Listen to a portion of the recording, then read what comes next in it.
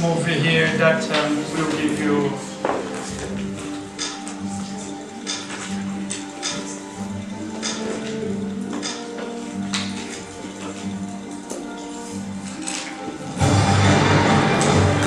We live in hazardous time.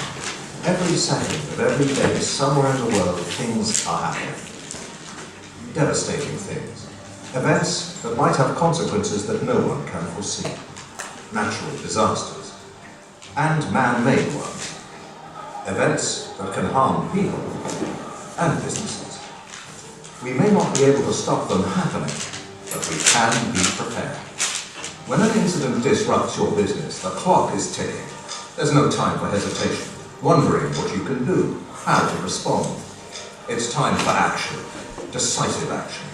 For companies with business continuity plans, it's time to put them into practice. The scope of the risk is anything from reputational loss that can be overcome over time, right the way through to a complete collapse of the business. Now, one of the key messages about business continuity is around convincing your customers that you can continue to deliver that service under any circumstance. It goes further than that. It says to your staff that you care enough about their own well-being and livelihoods that you've thought through your ability to be able to recover. And importantly, during a recession, it also says to your owners, your financial backers, that you can also withstand an incident and therefore their ability to fund you shouldn't be undermined as a result of their concerns should you suffer a disaster. Business continuity management is vital because failure to develop capability could have a devastating impact on the organisation. But success in taking BCM into the boardroom and risk decision making can actually build a more resilient, more agile business. For companies without plans, an incident can become a crisis can become a catastrophe. Following a disaster, around a quarter of businesses never reopen. 80% of companies that don't recover within a month are likely to go out of business. 75% of companies without business continuity plans fail within 3 years. Times are hard for businesses everywhere. Turmoil in the Eurozone, economic slowdown, sovereign debt crises, the credit squeeze, the threat of global recession. Some businesses will survive, some will go under, and it's a fine line in between. But companies that practice business continuity management are resilient. They have analysed their business and know what their priorities are. They have identified the things that are essential to them and the things they can manage without for a while. They even know for how long. They have developed plans for protecting their people, their business, their stakeholders, their reputation. And they've tested them to make sure they're effective. Their employees are aware of what to do if there's an incident and where they should carry on working from, if necessary. The aim is to get the business back up and running in the shortest possible time. And it works. When businesses were asked if business continuity management mitigated the impact of a disruption, 82% of them said yes. And 74% said they were able to continue delivering key products and services to their customers. In an uncertain world, companies with business continuity plans have an advantage. When the clock is ticking, they're ahead of the game. If ever there was a time when resilience was needed, the time is now.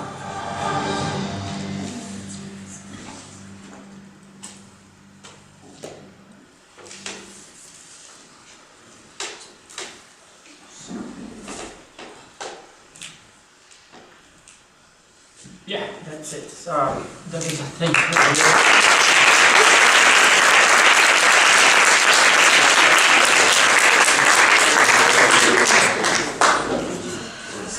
Questions? Yes. What was the worst crisis you ever faced? I think no. There was the leak in the data center because it happened in the weekend. But luckily, we monitor our servers, so we could identify that there was a leak, that the servers were starting to go down, and then we were able to act. And call our critical people, send them to the people recovery site, and to recover those servers that went down. So I think that the incident took 12 hours. I think about 4 o'clock on Monday, everything was up and running in the headquarters. But for example, swine flu in the US a couple of years ago was swine flu. Yeah. Swine flu was a big thing in the US because people were scared to go to the offices. Some people, they could not go because they were sick. And then if you have some of your traders or the major traders sick, you have a crisis because these guys, they're not able to trade, they're not able to close their positions, and then you can have financial loss. Please. Do you also work together with the government or the local authorities when you develop a business continuity plan? In reality, the regulators, the central banks, they do give you a framework, like they do give you a guidance. For you to have a bank and work in this location, you have to have this. So, nowadays, I think that is a standard for all over the world. The major markets, they have almost the same framework. What are like the biggest challenges of a project manager? Project manager, in general. What do you think that the challenges? Well, here I told you the challenge here was to make people understand that the operation, that what they were doing was not critical or it was critical. Everybody do an important thing, but some of them they are critical. For a project manager in general,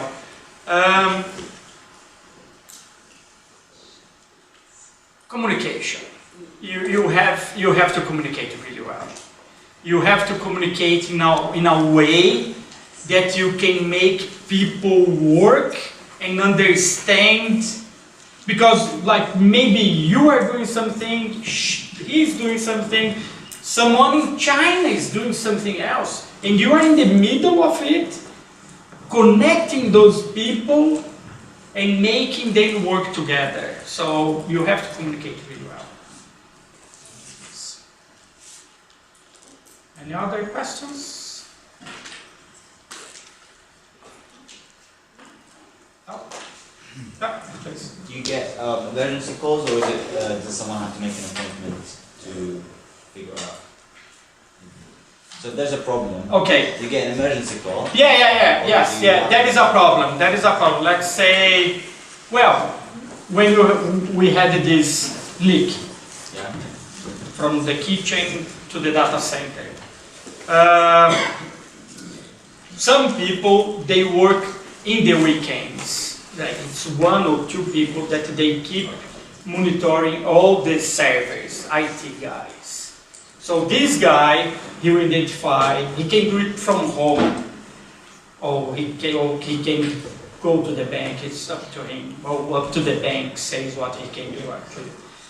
But then he identifies that there is a problem with the servers, then he calls and say like, we have a problem with the servers.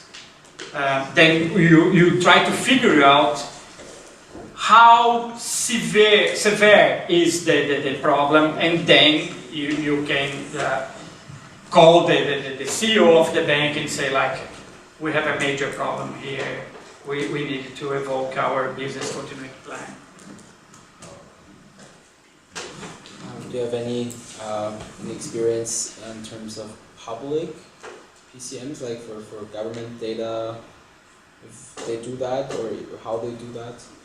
Oh no, they do, of course they do, no, they do. I think that this weekend, I was talking to someone in London last weekend, the Metropolitan Police in London, they were doing a test predicting an attack on the Thames River. So someone blows a bomb in the Thames and by a major governmental building.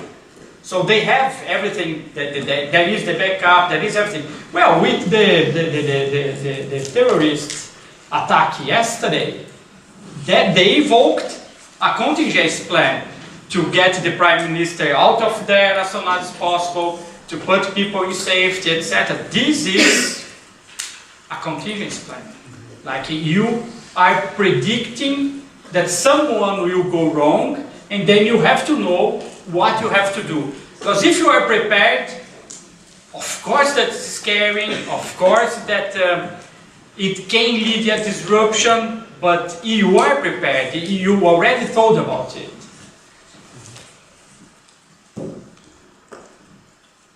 And can be about other subjects.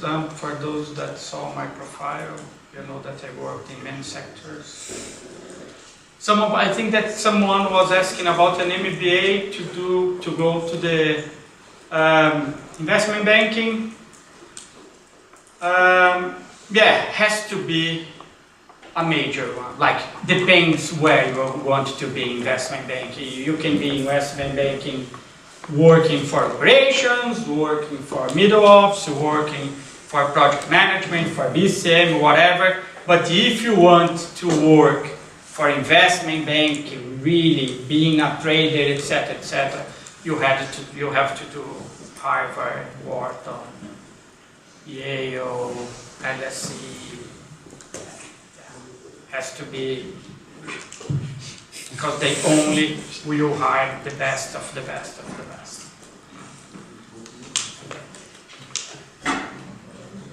Do you believe in creating a good company culture? Yes, I do. I think that this is something really trendy now. Yeah, you have to. You have to. This people, they go to work because they need money. Okay, basically. But if they go to work because they need money, but they also believe that they are contributing to do something better for the world or for the cause that they believe in, they will produce more, they will work less hours, and they will deliver more results. So yes, if you can